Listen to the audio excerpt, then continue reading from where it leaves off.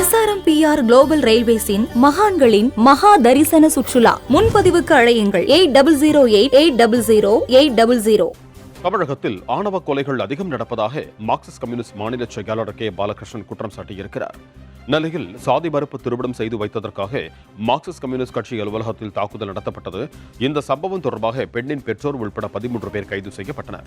இந்நிலையில் நெல்லையில் செய்தியாளர்களை சந்தித்த மார்க்சிஸ்ட் கம்யூனிஸ்ட் மாநில செயலாளர் கே பாலகிருஷ்ணன் தமிழகத்தில் ஆணவ கொலைகள் அதிகம் நடப்பதாக குற்றம் சாட்டினார்.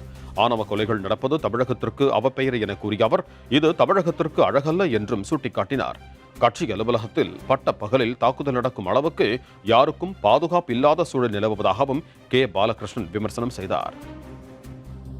ஒரு அரசியல் கட்சியுடைய அலுவலகத்தை சமூக விரோதிகள், சாதி வெறியர்கள் இப்படி நேரடியாக பட்ட பகலில் புகுந்து தாக்குவது என்கிற நிலைமை அனுமதிச்சா நாளைக்கு சமூகத்தில் எந்த ஒரு அமைப்புக்கும் யாருக்கும் பாதுகாப்பற்ற நிலைமை ஏற்படும். ஏதோ ஒரு கட்சி அலுவலகத்தை தாக்குவது என்கிற மாதிரி மட்டும் பார்க்கக்கூடாது.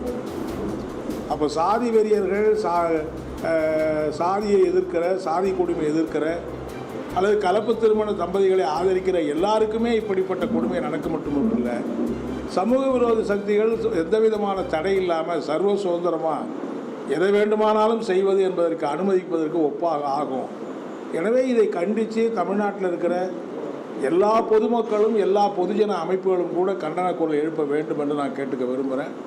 ஆணவ கொலைகள் அதிகமாக நடக்கிற மாநிலம் ஒன்று தமிழ்நாடு என்கிற ஒரு அவப்பெயருக்கு இன்றைக்கி ஆளாயிருக்குங்கிறத நம்ம பார்க்குறோம்.